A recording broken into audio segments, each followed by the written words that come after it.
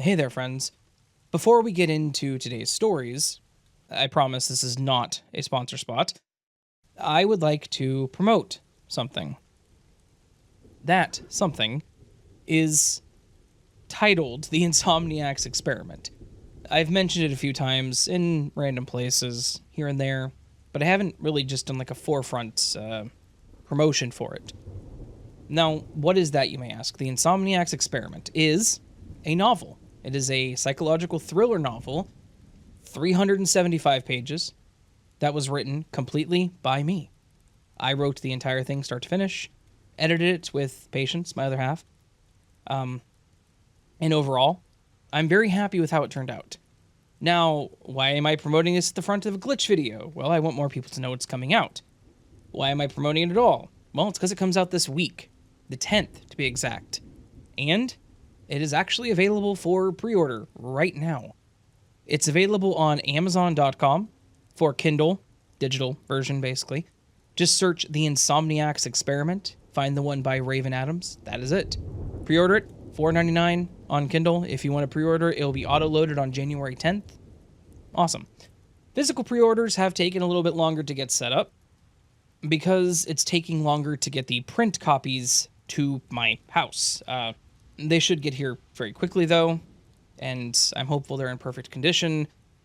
I'm kind of putting all my eggs in that basket at this point because physical pre-orders are also now available on my Ko-fi page.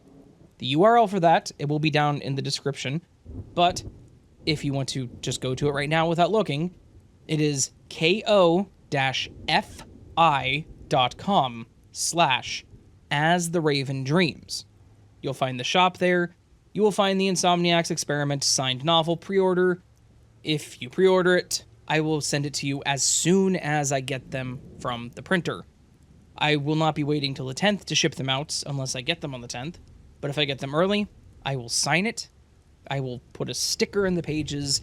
I will put it in a bubble mailer that I'm thinking I have upstairs, and I will ship it directly to you. I have a limited number of those.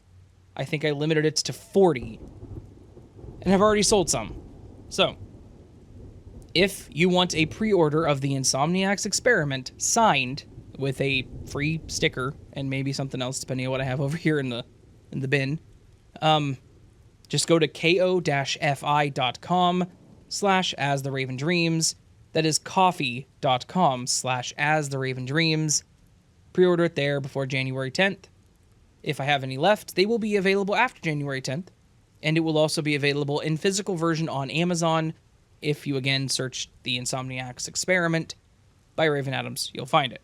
The physical versions from Amazon will not be signed, just FYI. So yeah, psychological thriller, full-size novel, written by me, Raven Adams. Very proud of it, and hopefully you guys enjoy it. But I have gone on too long about this. Sorry for cramming this in the intro, but I need more people to know it exists because I worked very hard on this and I really want people to read it. So anyways, yeah, The Insomniacs Experiment, available, pre-order, digital on Amazon.com, on coffee.com/AsTheRavenDreams. That's ko-fi.com/AsTheRavenDreams. Available for pre-order, comes out January 10th. Now, on to the stories. Hey, Raven.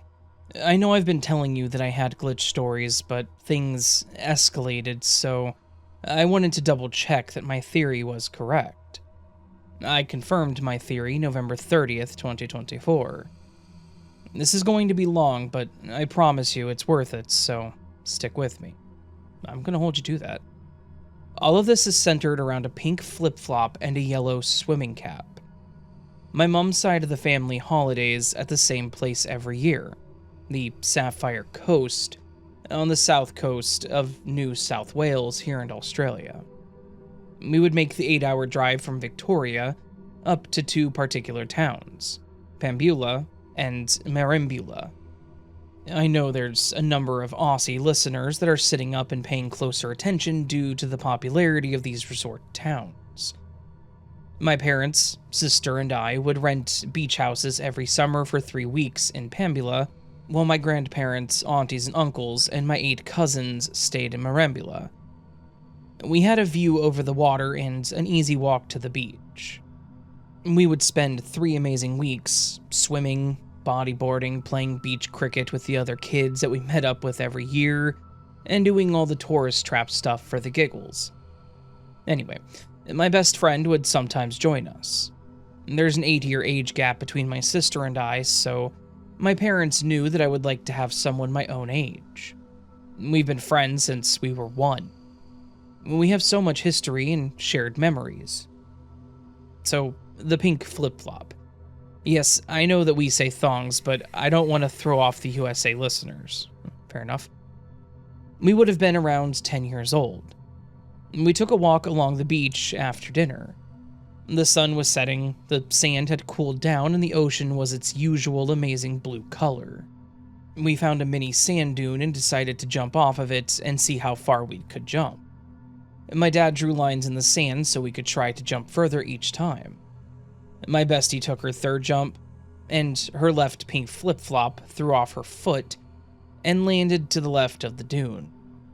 I had taken mine off, but she wanted the challenge. We all laughed while we headed to the spot where it landed. We couldn't find it. It was a baby pink flip-flop. It should have been easy to find. We spent 10 minutes looking. We finally gave up, and my dad piggybacked her back to the house so she wouldn't have to walk on the gravel. We spent the rest of the holiday checking to see if we could find it, but no, it was gone. But being the weirdos we are, we checked every year as a joke. Have you found it yet? Nope, not there. And next, the yellow swimming cap.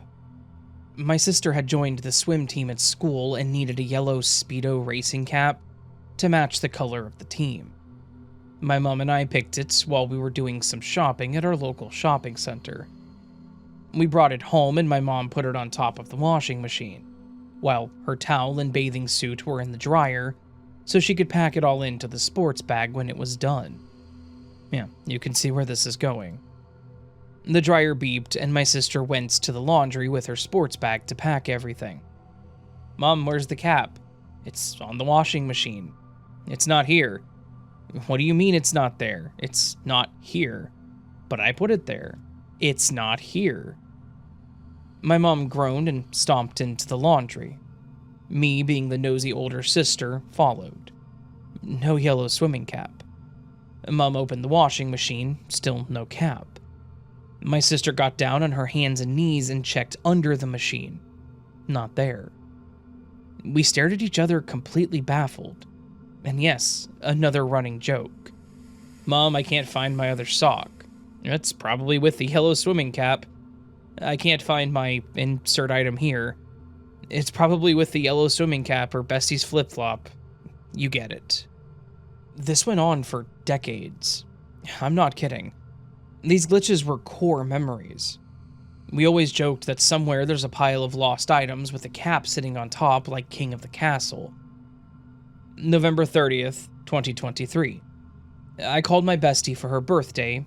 As usual, we started talking about the old days, and we joked about the pink flip-flop. January 2024, this is where everything got weird, and why I hadn't sent you these stories. I was having dinner with my parents and sister. My niece couldn't find her pencil, so me being me said, "It's probably with the yellow swimming cap." The three of them stared at me like I had grown another head. What are you talking about? Swimming cap? I laughed and said, what, next you'll be telling me you don't remember the pink flip-flop? They were genuinely baffled. They had absolutely no idea what I was talking about. I sat there frozen. I was speechless, so I said, "Oh, I didn't realize it was so late. I have to go." And I booked it out of there. Timeline shift? What on earth is going on? Meanwhile, my bestie was traveling for work, so she was hard to get a hold of, but I knew she would be home by her birthday. Will she remember the pink flip-flop? She remembered last time that we saw each other when we had lunch in March. That was after my sister and parents didn't know what I was talking about. so she'll remember, right? So, last Saturday, I called her to wish her a happy birthday. She was on a golfing trip and having a blast. This is when I decided to test my shift theory. I said to her, "You should buy yourself pink flip-flops and finally replace the ones that you lost." Silence. My heart dropped.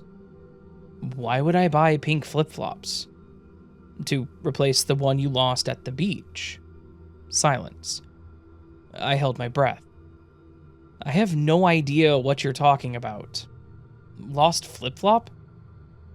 Never mind, go have a cocktail for me and call me when you get home, okay? We'll catch up after Christmas. So, everyone shifted. They have all lost core memories that became a huge part of our lives. I feel lonely.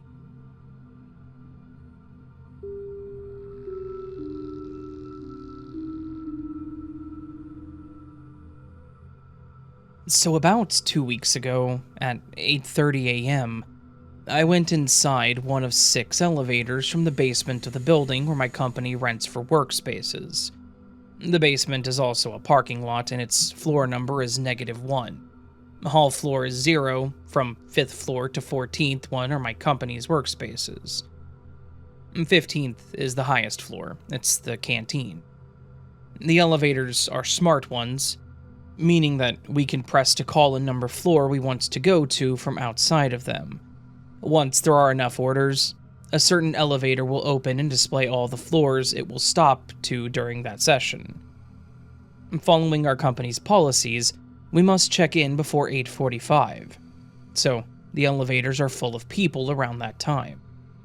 On that particular morning, I would like to go to the 10th floor where I'm currently working, and I stood very close to the elevator door. The floor numbers displayed on the LED screen inside were 0, 5, 6, 7, 8, 9, 10, etc. I'm pretty sure there wasn't a 4. It's a floor where people don't come as often as other floors because it's not a workspace. Continuing on to the story, the elevator stopped at 7, and when the door opened, what I saw was the scene around the 4th floor's elevator waiting area. For context, I had worked at the 7th floor for a long time, before my business unit moved up to the 10th last October. Then the 7th floor was returned to the building management committee for maintenance. So, it was like 3 to 4 months not seeing that particular place. Also, up to that moment, I had no idea which company would come in and rent the 7th floor.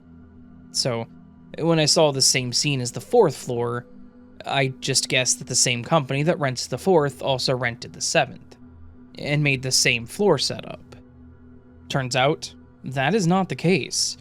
The next day, I actually went to the 7th floor to check, and the elevator waiting zone is completely different from the 4th floor. So, the elevator stopped at the 7th floor, but the scene outside was of the 4th.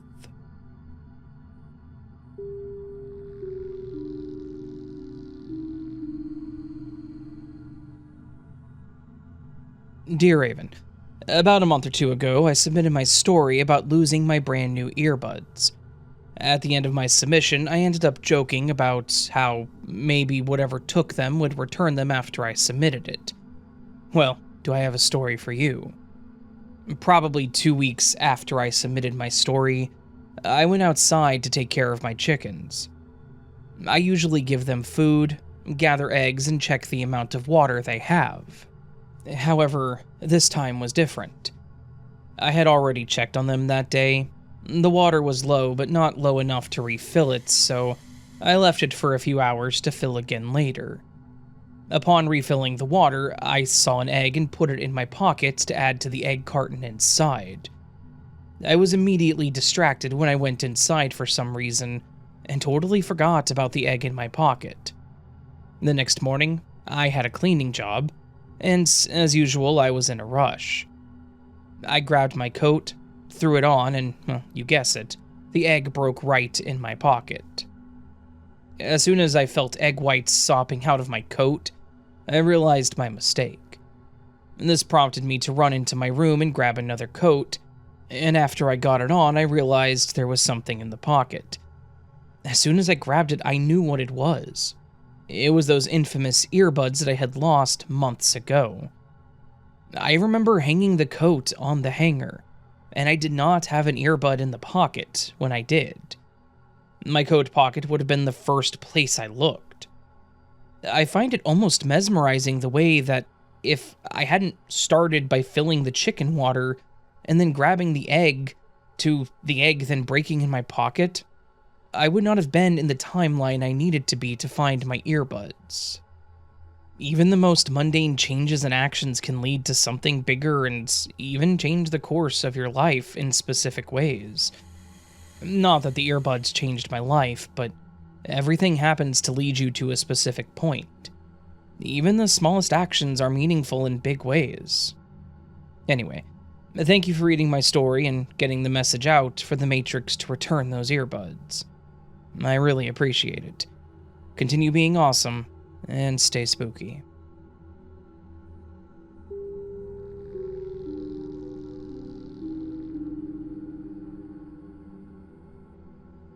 Hi, Raven. Thank you for your time. I've never done this before, so I apologize if my writing isn't that good. I won't be surprised if you think I'm talking crazy, but however, if you choose to read my story on your podcast, please do kindly let me know. I try to include as much detail as possible, and again, thanks. I appreciate it. This happened to me a few years back. My memory of it is still very clear, and I can't explain it properly to myself whether it's a glitch or something else. First, let me tell you a bit about myself. I'm currently 27, a full-time corporate girl, and unmarried. I live with my parents and my younger brother. We've always been a happy family, you can say. It was on February 11th, 2022 when it happened. I was in my living room, sitting on the couch and scrolling Facebook. My parents were on a different couch watching TV. It was around 8:30-ish p.m. at night. I remember because I was supposed to call my friend at that time and was constantly looking at the time on my screen. So I got up to go back to my room. The distance between my room and the living room is just a few steps in the corridor. And note that my room has 2 doors. One faced in front of the living room, like I said, and another one is faced to my parents' room at some distance. I usually keep the first door closed because it sometimes makes weird noises while opening, but it's never locked. So one can open it from both ends. Anyway, I walked towards my room and decided to go through the first door as it was near and, I don't know, I just didn't feel like walking all the way to the second door. The moment I opened the first door, my head instantly went, wow, it didn't make that weird sound this time. And before I could even finish the sentence in my head, something happened to me. I felt a flicker of light in my eyes, like a camera flash. It was only for a second, or maybe less than a second. I don't know what happened. I felt this strange pinch in my head, and then suddenly discovered myself entering a different room. Where was it? I looked around and saw that it was not my house. It had these small windows that were circular, and that room also had 2 doors. I looked here and there. Everything was different. Everything. I can't really explain how. I don't know why I wasn't feeling anything at first. It felt like I was just blank. Is it some kind of dream, I wondered? And somehow I went outside to see. There was a big open space, like a garden or a field, maybe. And at a distance I saw some people. If they were people, at least that's how they looked. I was so confused. Did I hear them talking or whispering? No, actually they were humming. Suddenly I realized that I didn't have my glasses with me. When I was in my house, I had my glasses on. I didn't now. although I could see everything so clearly. So I stood there, stunned, in a corner, trying to grasp what was happening. I don't know how much time had passed, but then I saw this incredibly handsome man coming towards me. His eyes were an intense shade of gold and locked onto mine. And all of a sudden, a wave of recognition surged through me. There was something about him that felt not entirely human. He was wearing a white shirt and his skin seemed to glow faintly under that fabric, like it was lit from within. His face was sharp and perfect, almost too perfect, like it had been crafted by an artist. His eyes were very deep, and his gaze held a depth that was both captivating and unsettling, as if he could see through every layer of my being. He stepped closer, and in that moment, it was as if the world had paused. He smelled like a mix of rain and amber. It was almost intoxicating. He said some things I didn't understand. It was a different language and I had never heard of it. But to my utter shock, the words echoed directly into my mind. Where were you? I couldn't answer what he was asking because I felt like I had lost my voice out of shock. He asked again. This time he put his hands on my shoulders and I heard it in my mind. You shouldn't have left us like that. What took you so long? Are you doing okay? In that moment, a flood of emotions washed over me. Wonder, disbelief, tranquility, and an inexplicable sense of belonging. For the first time in my life, I felt utterly connected to someone, as if I had discovered a missing piece of myself. I could see his eyes were so gentle and steady, fixed on me. I hesitated, unsure whether to move forward or retreat, and my thoughts raced. Am I dreaming? Dead? Caught in some kind of an illusion? He smiled. It was a sad smile, as if he could read me. What he replied was beyond my understanding. He mouthed, and I heard, "You're not home, but you are. Here, I am your husband. We have a son." Although I was blank as hell, the mention of the child stirred something deep within me, a yearning so fierce that it nearly took my breath away. I think I tried to ask again, but his words continued to bypass sound flowing directly into my consciousness. That man held me again and said, "This has been happening for some time. It's hard to explain." I don't know what made me look elsewhere for a moment, and I saw there were two suns in the sky. The sky was kind of peachish, by the way, like when we have an evening sky. One sun was slightly orange and the other one was green. This was the first time I started to really notice anything around. The houses lined a winding path ahead, though calling them houses felt inadequate. They appeared more like crystalline structures, refracting light in prismatic patterns. The trees were different. The leaves were luminescent and ever-changing in hue, not like we have here on our world. It's like those trees had branches, but like braids, they had touched the ground. The leaves were all blue. Some had flowers, but I've never seen those types of flowers before. They were glowing like stars. The air was lighter, sweeter even, with a faint floral scent that didn't belong to any flower that I knew. This time it terrified me for the first time. I looked for my phone, which was in my hand before coming here, but now I couldn't find it. I began to tremble like crazy. Where was I? This place, as breathtaking as it was not home. The realization struck like a thunderclap. I had no idea how I'd come here, nor how to return. Then again, his voice echoed. You have to calm down. I've been waiting for you. You have to stay. I just didn't know what I should do. I felt like I was going to have a panic attack, and then when I looked at him, I sensed him saying, "You have to stay. Just calm down." And that was it. A dizzying rush of vertigo gripped me and everything went dark. I think I woke up from it. Or that's what I thought. I was lying on my bed, in my room. Was I sleeping? But surely it didn't feel like I was sleeping. So I got up and looked around, and yes, I was home. I found my phone beside me, and the time was exactly 8:30 p.m. as I clearly remember. Then, I noticed the first door was closed.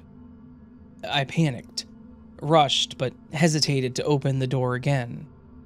But I heard the TV outside, so I opened it. It even made a weird cracked sound, but there was nothing on the other side, just the corridor.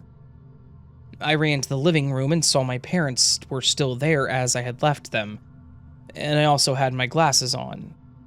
It was as though no time had passed at all. I was feeling once again blank, and had a strange pinched ache in my chest for days after that night. I couldn't understand what happened. It's like 1 second I was there and another second I'm here. I didn't fall asleep or faint all of a sudden. And that's what I'm sure of, at least. Something happened, and I can't explain it. I never had any mental health issues or neurological issues or anything, nor has anyone in my family, till now, so I'm pretty sure I wasn't hallucinating as well. For a long time, I thought it was a dream, but as time went on, I began to think that it's not. Is it possible I was living another life in a different world, alongside this one, where I have a husband and a son? Have I been unknowingly traveling like this all this time? Or is it like dream hopping or something? Was it the door that somehow opened another dimension? Is this the only possible explanation? Or is there any at all? What did the guy mean that I have to stay this time? Did it happen before? I can't stop thinking about him ever since. His deep, piercing eyes, and the way his thoughts spoke directly to mine still haunts me. The connection we shared both felt strange and natural, like it had always been there. I wondered endlessly, what did he feel when I disappeared? Did he miss me? Is he searching for me as I'm searching for answers here? I've been trying to figure this out ever since. I've been reading things like dreams or parallel universes and stuff like crazy, and that's how I ended up listening to one of your stories. My thoughts often drift back to that door, though, if I can ever explain this to myself. But it remains as it is. I know people won't believe me or will say that I imagined it, yet I'm left with an unshakable certainty that place exists. I know it in my heart. It's somewhere just beyond the veil of comprehension. The memory of that place became a secret burden over time, too unreal to share. In quiet moments, sometimes, I find myself crying silently for this unknown world. I would feel an ache that isn't just for the man, but for the child. A motherly longing I had never known existed. And I feel suffocated and helpless. How could I explain it to anyone without sounding insane? I'm home now. The air feels different, heavier, but safe. Yet every time I replay that moment in my mind, the desire to return burns me. If the man was/is real, then February 11th is again coming, 2 to 2.5 months away at the time of writing this. If it kept happening before, like that man had said, is it going to happen again in the future? I don't know. It's been 2 years since that incident, and nothing has happened in the meantime. And here I am, living my ordinary life, wondering if the man who smelled like rain is dreaming of me too. The memory of his touch sometimes feels like a never-ending echo. Warm, fleeting, and just out of reach.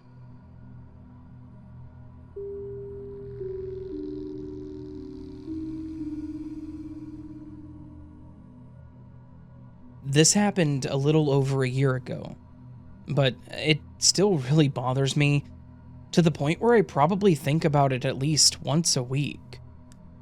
I have a small, little wallet. Really, it's just a little zipper pouch, but I'll refer to it as a wallet. And I keep my credit cards in it, my license, and some cash. I'd always leave it in my purse. Well, one day, a Thursday, my husband asked if I had any cash because he needed some for something. I said yes and directed him to my purse, which was sitting on the kitchen counter. He took out the money that he needed and put the wallet back, I assumed. I was in the next room and could hear him going through my bag, but he was not visible. So, anyway, fast forward to the next day, Friday. I leave for work, grab my purse, and head out the door. Later after work, when I needed gas, I go through my purse to grab my wallet, but it wasn't there. I was annoyed because I figured my husband was careless and forgot to put it back in my purse, and it was probably just sitting on the kitchen counter at home. I was certain that that was where I was going to find it, but when I got home, it was nowhere to be found. Of course, I asked him about it, and he says that he definitely put the wallet right back in the purse when he was done. We spent a good amount of time searching everywhere for it. The whole house, the cars, jacket pockets, etc. Even though he swears he had put it back right after he got the cash out. Anyway, we didn't find it, and we couldn't spend more time looking because we were supposed to be leaving that afternoon for my parents' house out of state. It was a 2.5-hour drive, and we had to get going because they were waiting for us for dinner. So the whole drive up there, I'm upset because now I'm traveling out of state without my wallet, credit cards, and ID, and I'm contemplating whether or not I need to cancel my credit cards, which are joint with my husband. I first asked my husband if he is sure that he put it back in my purse, which he was, and I made sure that he was not just messing with me for some odd reason. He wasn't. So I figured the wallet must have fallen out somewhere when I was out that day. So I proceed to cancel our cards during the long drive. We get to the restaurant, 2 states away, and I'm explaining to my parents how I lost my wallet, and they of course have no problem picking up the check, since I did end up canceling the cards. Finally, we get back to their house, where we're staying for the weekend, and as soon as we walk in, I set my purse down on a stool in the kitchen. My husband and I then go to make up the bed in the room where we are sleeping, and we put our bags in there and whatnot. I come back out about 10 minutes later to see my missing wallet. It's sticking at least halfway out of the outside pocket of my purse. I just stood there in shock. It was not there before. We had emptied out my purse at home before we left. Every pocket, every little zip-up spot in the purse, everything. And it was not there. But now, later that day, 2 states away, it reappears. Almost taunting me with how brazenly it's just sitting there, almost falling out of the pocket. So obvious to see. I checked inside, and of course, there were my credit cards and ID. Exactly what had been there before. This was over a year ago, and I still have absolutely no idea how it happened.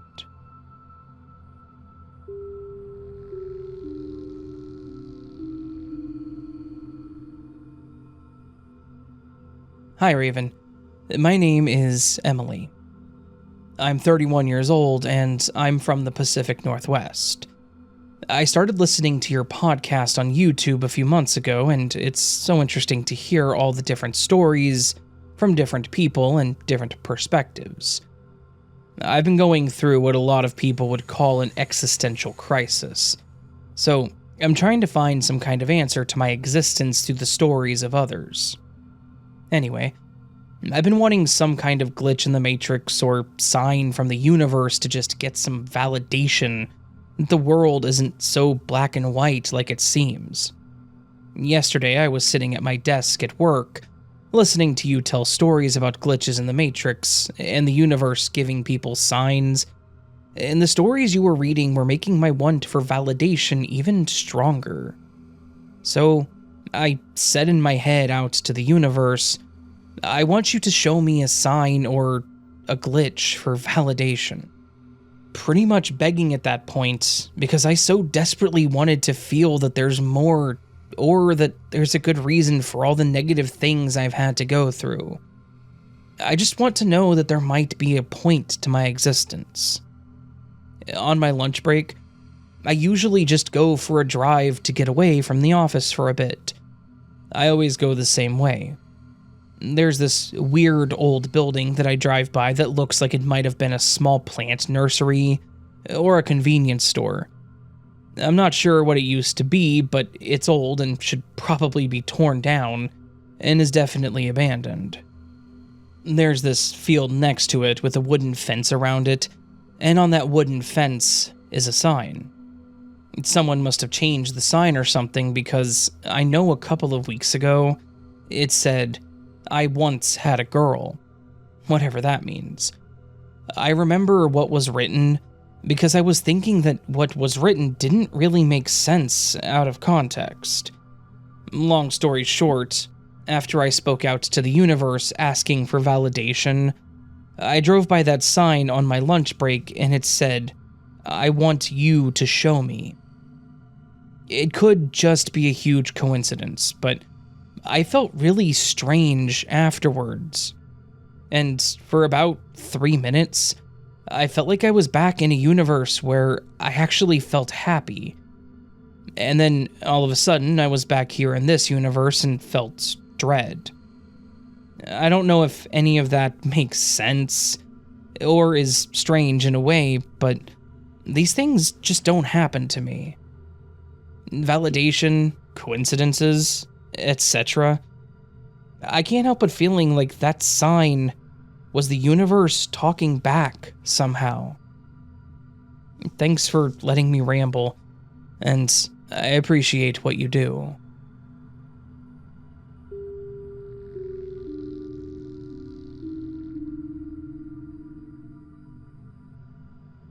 I usually love decorating for Christmas. However, this year is different. I asked my nephew, Jason, to go to the shed and get our many totes of Christmas decorations out and bring them in. He proceeds to bring in a huge tote and one kind of small tote. I asked him where the rest of them. He said that that's all there are. I said no way. We put up last year around 5 totes at least. He said no, that's it. Now, I know what I packed up and put away. So I start going through the small tote, and nothing is wrapped in paper for storage. I always wrap my ornaments. Then I pull out an old-fashioned apron. The kind you put over your head like Grandma wore. I remember saying last year that I wanted one like that, but have never owned one. Then I pull out a tree skirt. I didn't own one of those either. I found all sorts of Santa hats, stockings, an elf on the shelf doll. Some still had price tags on them from a store that I have never been in. There are ornaments that I've never seen. They're not my style either. The really strange thing is, when I was telling my friend this, she interrupted me and said the same with her stuff. Things we remember having are gone, and in their place are just different stuff. I'm going to take a good pic of my tree fully decorated so I can compare it next year.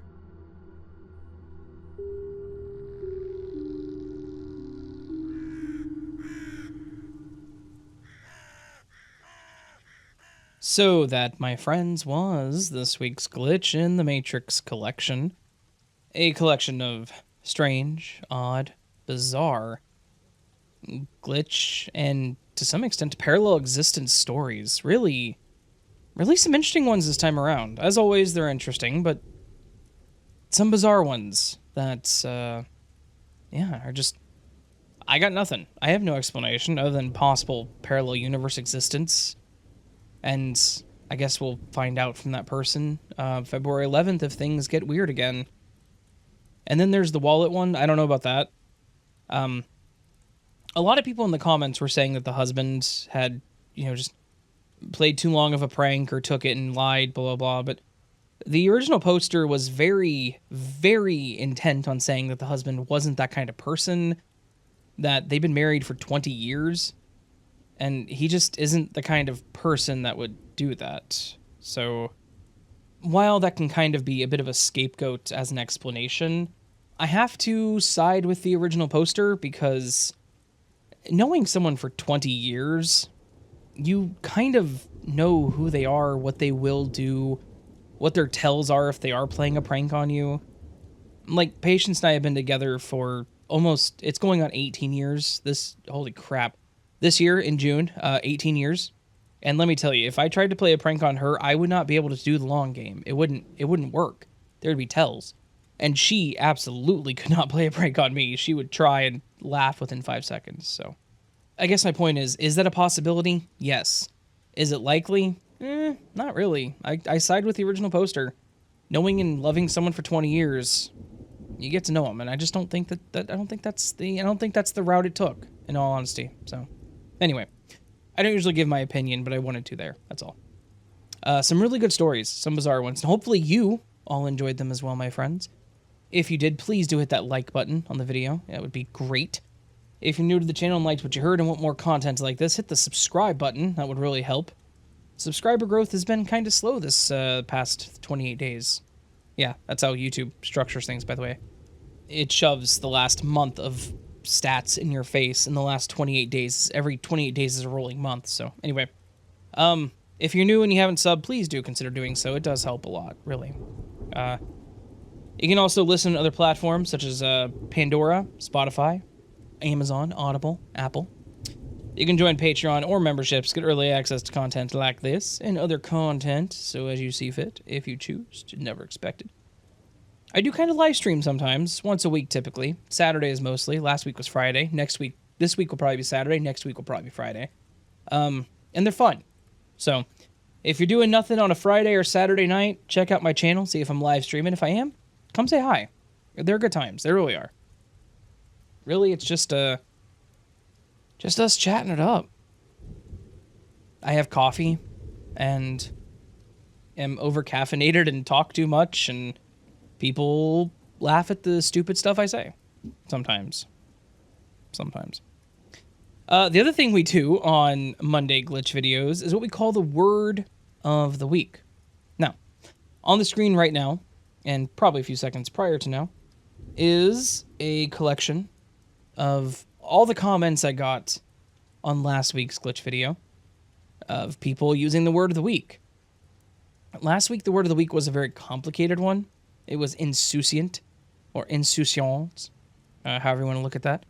It was basically apathy with more steps, and all of these lovely people used that word in a comment, and as such are getting featured here at the end of this video. I had to stretch that out some, so that's why you got that explanation. Thank you to each and every single one of you who did leave a comment with the word. I appreciate you more than you know. Now, this week the Word of the Week is a little easier, but it's a very fun word. It's languid. Languid. Languid is one of those cool words that I don't ever use in my daily language, but is absolutely a fun word to say. It means drooping or flagging from or as if from exhaustion, sluggish in character or disposition, listless, lacking force or quickness of movement, slow, basically lack of strength, lack of energy, lack of activity. Languid. Adverb is languidly, noun is languidness. If you want to use either one of those, it counts, so yeah. Use languid in a sentence, in a comment. Get your comment featured next week. All that said, friends, hope you're having a beautiful day. Hope you're having a beautiful week so far. Hope I see you again here very soon, but until then, remember that you are loved, that you are valid, that you are important. You, my friend, are the best you that you can be. Do not forget it, and please don't let anyone tell you otherwise. Until next time, much love and sleep well.